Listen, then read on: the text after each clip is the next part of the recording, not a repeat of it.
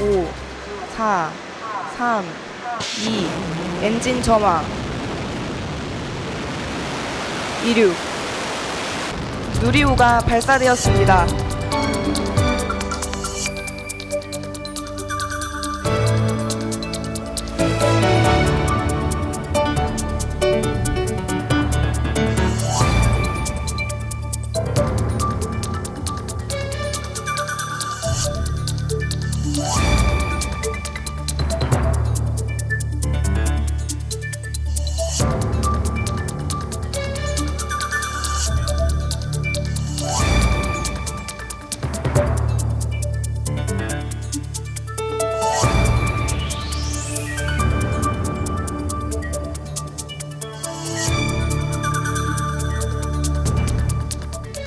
네, 많은 분들을 잠 못 들게 했을 하지만 푹 잔 것보다 더 행복한 누리호 소식으로 시작합니다.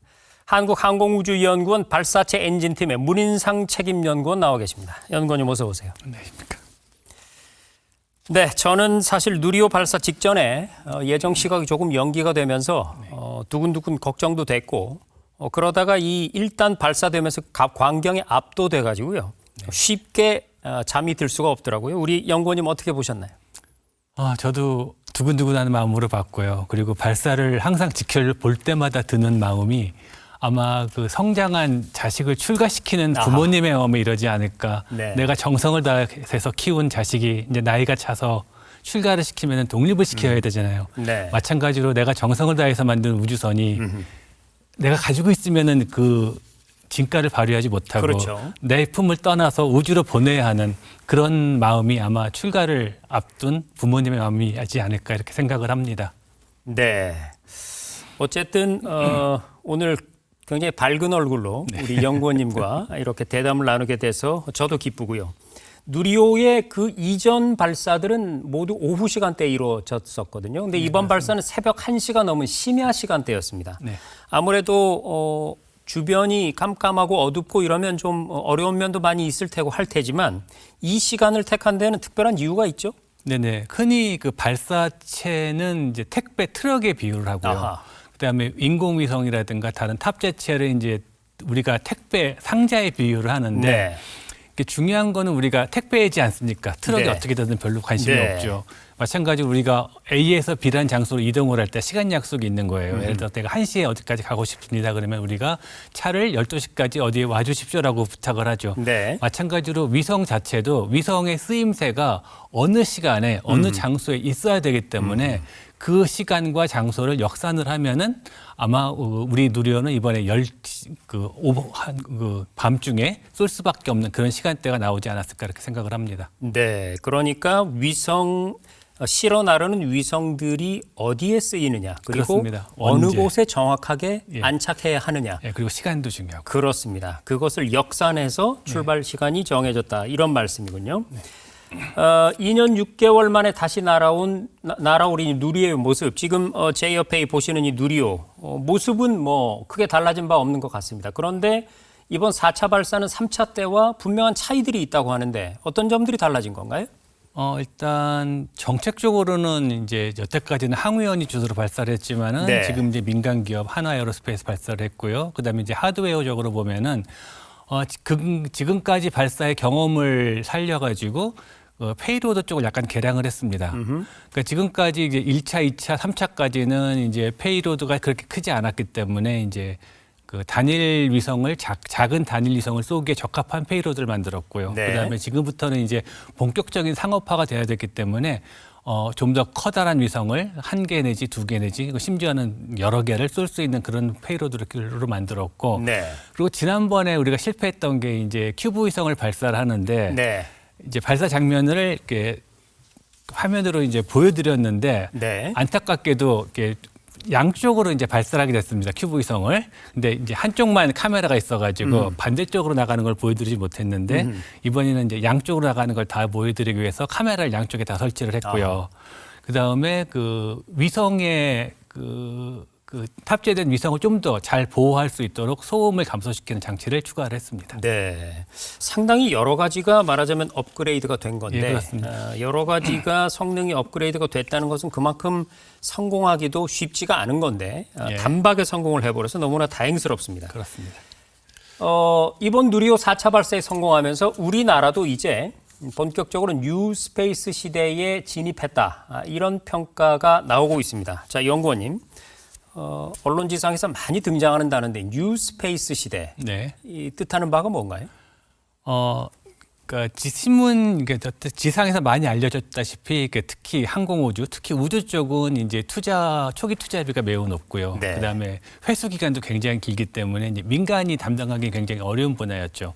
그래서 여태까지는 이제 정부 주도로 우주 개발이 이루어졌습니다. 그런데 이제 어느 순간부터인가 이제 민간이 그 우주 개발에 뛰어들기 시작했고 민간 위주로 그런 어떤 우주 개발의 어떤 헤게모니가 변하기 시작했죠. 그래서 네. 그때부터 우리가 뉴 스페이스 시대라고 생각을 하고 있습니다. 그러니까 민간의 참여가 정부 참여보다 좀 더 주도적이 됐을 때를 뉴 스페이스 시대라고 생각하면 되실 것 같습니다. 네, 그러니까 제가 설명을 들으면서 이렇게 한번 정리를 해봤는데요. 우주 산업 같은 경우에는 민간 기업이 처음부터 달라들기가 굉장히 힘든 것이 네, 그렇습니다. 민간 기업은 사실 돈을 벌어서 그 돈을 다시 투자를 하고 예, 그렇습니다. 벌면 또 투자하고 이렇게 순환을 해야 되는데 예, 예. 마냥 처음에 돈이 들어가죠. 우주산 그렇죠. 그것도 예. 막대한 돈이. 그렇습니다. 그래서 처음 시작은 정부 주도로 일정 정도 갈 수밖에 없다. 네네. 그런데 어느 정도 기술력이 쌓이고 됐다 싶을 때 네. 민간으로 기술 이전을 해서 그때부터는 민간이 주도하게 된다. 지금이 그 시기라는 말씀. 예, 그렇습니다. 네, 이래서 4차 발사가 중요했던 것인데 단박에 성공을 했습니다. 자, 우주 개발이라고 하면 한때는 단연 미국의 나사만 떠올랐었습니다. 하지만 이제는 민간 기업이 그 흐름을 주도하는 구조로 바뀌고 있죠. 지금은 스페이스 X 이런 이름이 떠오르니까요. 자, 그러면 이 즈음에서 한번 인류의 우주 개발 역사를 좀 돌아보면 좋을 것 같습니다. 연구원님, 그 시작이 언제였습니까? 굉장히 철학적인 질문일 것 같은데요. 네. 사실 사람들이, 그러니까 인류가 우주에 관심을 갖게 된 거는 아마 굉장히 오래전부터라고 생각을 합니다. 뭐 하늘을 쳐다보면서부터가 아니었을까 네, 싶기도 하고. 그렇습니다. 그런데 실제로 근데 이제 우리가 우주로 가보야겠다라고 생각한 건 아마 20세기 초반이 아닐까 생각을 하고요. 네. 이제 거기 시초는 정말 치올프스키 박사님이라고 생각을 합니다. 이제 이분이 이제 러시아 박사님이신데 우주에서도 비행이 가능하다라는 논문도 내셨고, 그다음에 우주에서 에어록을 어떻게 만들면 되겠냐라는 특허도 내셨습니다. 네. 이제 그 후로 이제 미국의 이제 고다드 박사님이 최초로 그 액체 로켓 엔진을 만들어서 발사를 했고, 그다음에 여러분들도 잘 아시는 2차 대전 때 폰 브라운 박사님이 V2 로켓을 만들어서 병기로 활용을 했죠. 네. 이제 그 후로 이제 미국하고 소련이 이제 경쟁적으로 우주를 경쟁에 뛰어들면서 소련이 이제 57년에 스푸트니크 1호를 먼저 쏴서 최초의 인공위성을 가진 국가가 됐습니다. 그렇죠. 이제 그 후로 이제 미국에서는 그 굉장히 열심히 노력을 해가지고 그러면은 우리는 최초의 우주인을 띄워보겠다라는 계획을 했었습니다. 네. 근데 그마저 소련의 이제 보스톡 1호가 먼저 발사가 되면서 그마저 실패를 했고요. 이제 그러면 이제 그 다음 게 뭐냐, 우리 달에 먼저 가겠다. 그렇죠. 그래서 아폴로 계획을 이제 수립해서 진행을 시켰고, 이제 그게 결국은 이제 미국의 상한 자존심을 회복할 수 있는 그렇습니다. 거의 마지막 기회였죠. 예. 네. 그래서 결국은 이제 승리를 했습니다. 그래서 그렇습니다. 스페이스 레이스의 이제 최종 단계가 달 탐사였기 때문에 아마 미국의 승리로 끝났다 이렇게 봐도 될 것 같고요. 그런데 달 탐사가 끝난 다음에 사람들 생각을 했습니다. 우리가 그래 경쟁에서는 이겼습니다.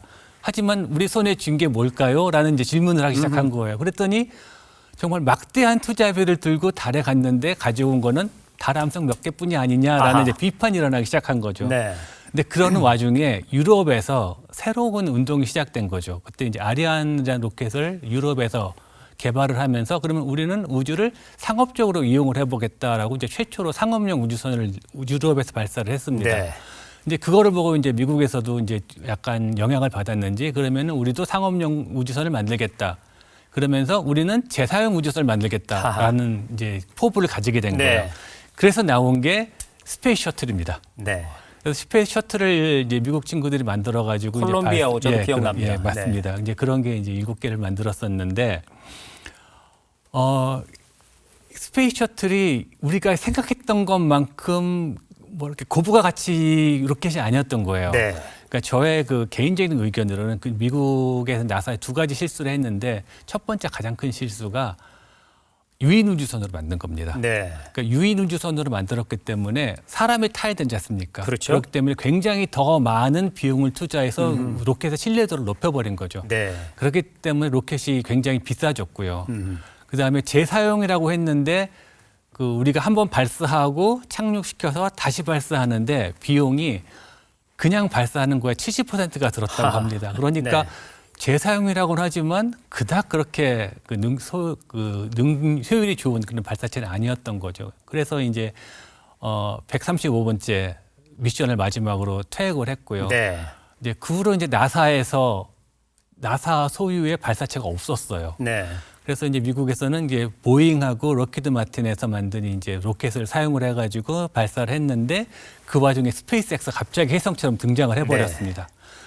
그래서 자기들이 만든 발사체를 가지고 완전 지금 평정을 해버렸죠. 그렇죠. 그래서 네. 지금은 이제 저희 그 분야에서는 스페이스X를 생태계 파괴자라고 합니다. 아하. 파괴자라고 합니다. 네. 여태까지 헤게모니를 모두 부셔버렸어요. 네. 그래서 지금은 말씀하신 대로 뉴스페이스 시대에 그 민간 발사체가 우주 경쟁 시대를 주도하는 그런 상황이 되어버렸습니다. 지금 아주 일목요연하고 재밌게 요약을 해주셨는데 역사를. 어쨌든 그런 역사를 통해서 결국 지금 우주 산업은 폭발적인 고성장 궤도에 진입을 했습니다. 앞서도 설명드렸듯이 정부 중심의 올드 스페이스에서 민간 주도의 뉴 스페이스로 이동하면서 전 세계 기업들이 참전하고 결국 성장 속도가 그만큼 빨라졌다는 분석인데요. 그러면 연구원님, 현재 산업적으로 볼 때 이 글로벌 우주 산업의 성장세가 어느 정도인가요? 그거에 관해서 간단하게 분석해 본 적이 한 번 있었는데요. 네. 그 2차 대전이 끝난 다음에는 급격한 상승세를 보였습니다. 2차 대전을 통해 가지고 항공우주 쪽에요. 왜냐하면 이제 그때 전쟁도 있고 그러니까 수요가 엄청나게 많았겠죠. 그래서 전쟁 끝난 직후에도 그 수요를 소화하기 때문에 굉장히 많은 산업이 발전을 했다가 정점을 한 70년대쯤에 정점을 찍고 쇠퇴를 하기 시작합니다. 네. 쭉 쇠퇴를 와서 이제 그때 이제 어떤 일이 일어났었냐 하면은 미국의 그 많은 그 항공 기업들이 병합도 하고 그다음에 파산도 하고 그랬었죠. 그래서 많이 줄어들었죠, 숫자가. 네. 이제 그 후로 이제 2000년대 21세기 들어오면서 갑자기 다시 증가하기 시작을 합니다. 그래서 지금 현재는 스페이스X나 이런 민간 산업을 주도로 우주 쪽의 산업이 굉장히 빠르게 증가하는 추세라고 볼 수 있습니다. 네. 자, 거기에 이제 우리도 본격적으로 뛰어든 것이고요. 본격적인 우주 경쟁 시대가 열리면서 각국의 우주 경쟁은 그야말로 총성 없는 전쟁터입니다. 제가 조금 전에 우리 박사님께서 역사를 훑어주셨을 때 저도 이 기억이 선명하게 났었거든요.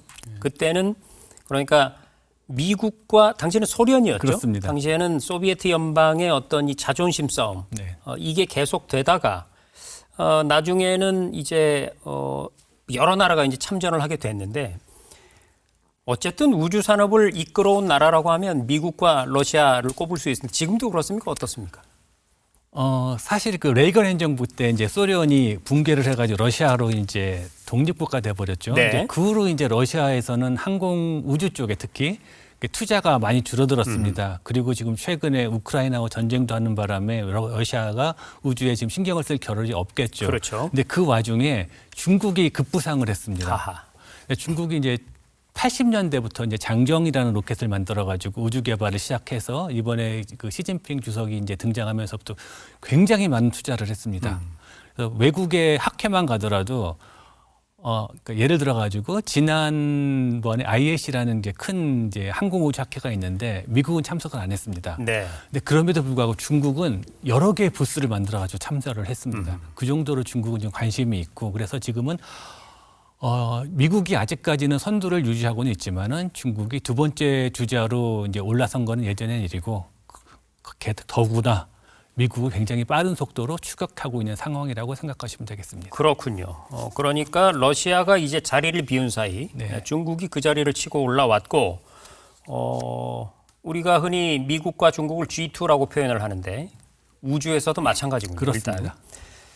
자, 변화 속에서 미국을 가장 빠르게 추격하고 있는 나라 지금 중국입니다. 우주 굴기 이걸 앞세운 중국의 우주 개발 그러면 어느 정도 수준까지 올라왔는지 설명을 좀 해줄 수 있을까요? 미국과 비교를 좀 해보셔도 좋고요. 예, 미국과 비교를 하면 일단 미국이 굉장히 다양한 발사체가 있는 것 같지만은 지금 사실 가동하고 있는 발사체는 스페이스X가 거의 하나라고 보시면 될 것 같고요. 그다음에 이제 ULA에 있는 보잉에 있는 델타 발사체가 정도인데 중국은 굉장히 많습니다. 장정 시리즈만 해도 뭐 서너 개 되고요. 네. 그 외 민간 발사체는 지금 미국의 스페이스X 하나지만은 중국에는 여러 가지 신생 기업들의 스타트업들이 생기고 있습니다.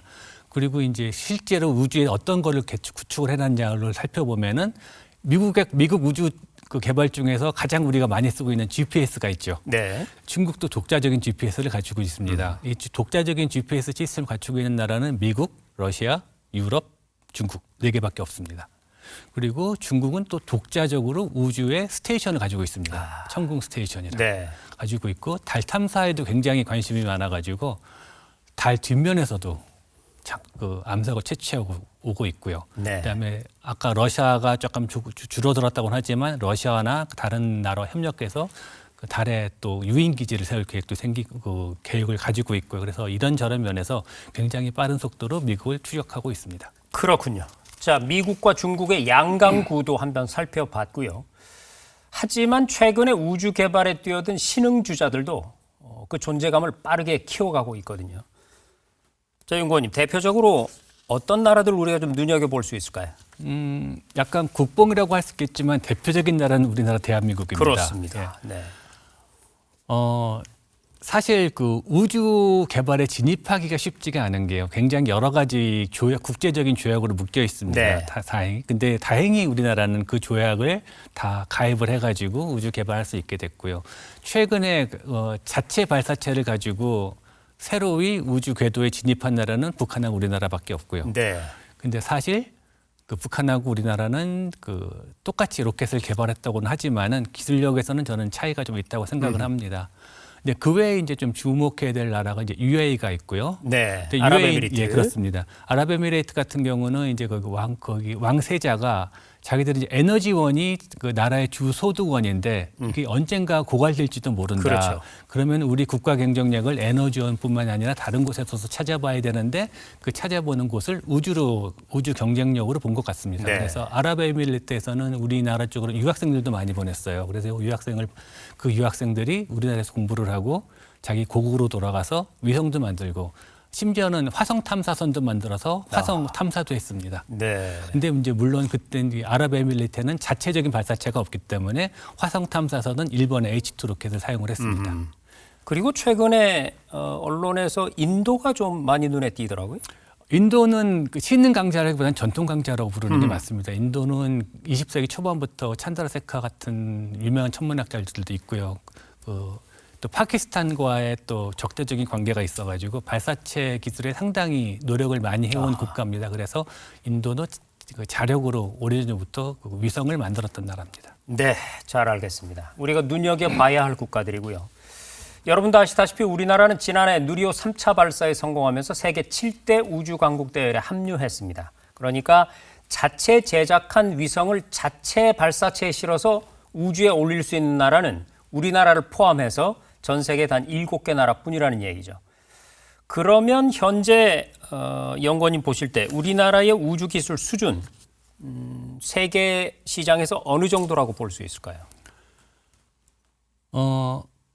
그 우주를 개발할 수 있는 나라, 발사체를 발사할 수 있는 나라 중에서만 보면은 뭐 7위겠죠. 우리가 일곱 번째로 진입을 했으니까. 근데 전체적인 그 월드와이드로 보면은 우리는 상당히 높은 수준을 유지하고 있고요. 네.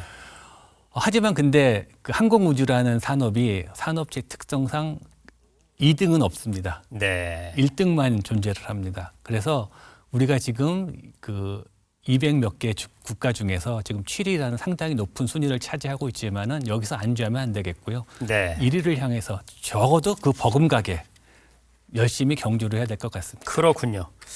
솔직한 말씀 감사드리고요. 이번 누리호 4차 발사가 대한민국의 이 향후 우주 산업 생태계 전체에 어떤 영향을 좀 미칠 거라고 보시는지요? 일단은 긍정적인 영향을 미치겠죠. 그 이유가 뭐냐면은 지금까지 3차 발사까지는 항우연이 주도가 됐었습니다. 네. 그 하나 에어로스페이스는 저희의 그 협력 기관이었죠. 네. 하지만 지금은 이제 주도적인 기관이 된 것입니다. 그래서 아마 그래서 하나와 에어로스페이스도 이제 자체적으로 발사체를 제작을 하고 그다음에 발사체를 발사를 할 수 있는 능력을 이제 부합했다고 보고 있고요. 그다음에 또 하나 그 또 한 가지 좋은 점이 항우연에서 개발한, 그러니까 국가에서 개발한 거죠. 국가에서 개발한 발사체 기술이 민간에 이양이 되고, 그다음에 국가에서는 또 그 민간된 이양된 그 바탕으로 새로운 또 좀 더 나은 기술을 개발을 하고 이런 게 선순환 구조가 지금 네. 생겼다고 생각이 됩니다. 그러니까 또 하나 또 좋은 점은 이렇게 해서 민간 쪽에서 어떤 기술을 정부로부터 이양을 받고 시장을 만들어 나갈 수 있으면은 새로운 스타트업이 생길 수 있는 가능성도 네. 굉장히 크다고 봅니다. 현재 우리나라에도 몇 개의 그 기업 이름을 말해도 될지는 모르겠지만은 페리지라든가 이노스페이스라든가 이런 이제 기업들이 이제 굉장히 열심히 일을 하고 있습니다. 그런 이러한 그 시장이 좀 더 크게 열리지 않을까 이렇게 생각을 하고 있습니다. 네. 뭐 제가 대답을 다 예상하고 드리는 질문이지만 박사님께서 일하시는 항우연에서 민간 기업으로 그 주도권이 넘어갔다고 해서 섭섭하지는 않으시죠? 섭섭할 리가 없죠. 저희는 이제 민간 기업으로 넘어가는 거를 이제 목표로. 순리라고 생각을 하고 네, 있고요. 대신에 저희는 좀 더 도전적인 과제를 받아서 도전적인 기술을 개발을 하면은 그게 더 아마 연구원의 목적에 부합하지 않을까 이렇게 생각을 합니다. 네, 좋습니다. 이제 마지막 질문 드려야겠습니다. 대한민국이 우주산업 강국으로 우뚝 서기 위해서 앞으로 어떤 정책적 지원이라든지 혹은 전략이 필요하다고 보세요? 이렇게 먼저 말씀드렸지만은 항공우주산업은 투자 비용도 많고 회수 기간도 깁니다. 네. 그래서 항공우주산업은 두 가지가 필요합니다. 정부의 의지가 필요하고요. 그다음에 국민의 관심이 필요합니다. 아하. 그래서 정부의 의지와 국민의 관심을 가지고 계속 지원을 해주시는 게 가장 중요하고요. 그다음에 우리나라는 예로부터 사람이 중요한 국가였죠. 네. 그래서 인재 양성과 기술 개발에 계속 꾸준히 그 노력을 기울이면은 우수한 인재와 를 바탕으로 기술력을 확보를 할 수 있을 것 같고요. 그 다음에 말씀을 드렸다시피 우주 개발은 긴 여행입니다. 네. 마라톤인 거죠. 단거리가 아니에요. 그래서 중요한 게 그 개발자의 마음도 내가 뭘 하겠다라는 마음보다는 내 다음 세대, 내 후배에 뭘 물려줘야겠다라는 마음으로 자세로 연구를 하고 개발하는 게 중요할 거라고 생각을 합니다. 네, 잘 알겠습니다. 인내심을 가지고 뚜벅뚜벅 한 걸음씩 나아가야 할 것 같습니다. 이번 누리호 4차 발사 연이은 추가 발사로 새로운 우주 시대를 활짝 열어가기를 기대해 보겠습니다. 지금까지 항공우주연구원의 문인상 책임연구원이었습니다. 오늘 말씀 고맙습니다. 감사합니다.